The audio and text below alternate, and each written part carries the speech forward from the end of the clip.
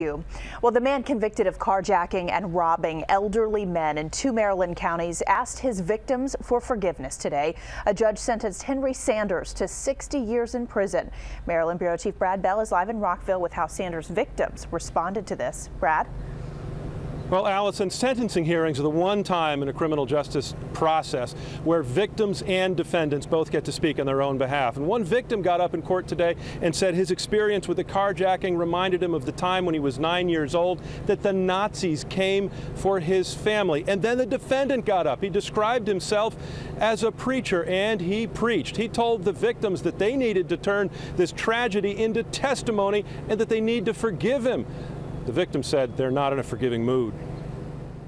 For a 10-day period in November 2011, Henry Sanders stalked elderly men. He carjacked 6 victims in Montgomery and Prince George's County. This video shows him following 77-year-old Gus Greenberger and then forcing him into his car.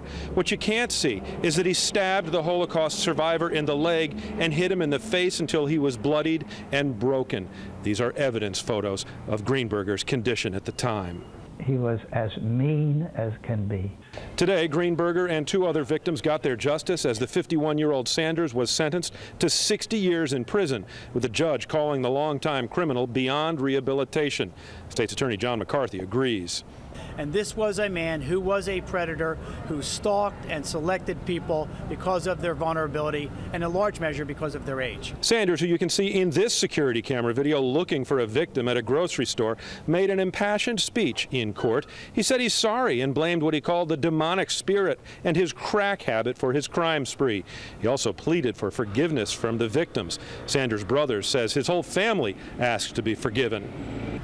Because we know that's not him. He wasn't raised that way. Victims Joseph Murray and Greenberger were unmoved. Some of the things he said were very self-serving, and I wondered about his sincerity. There's no way I can forgive it. There's nothing to forgive. He did it. It's too late.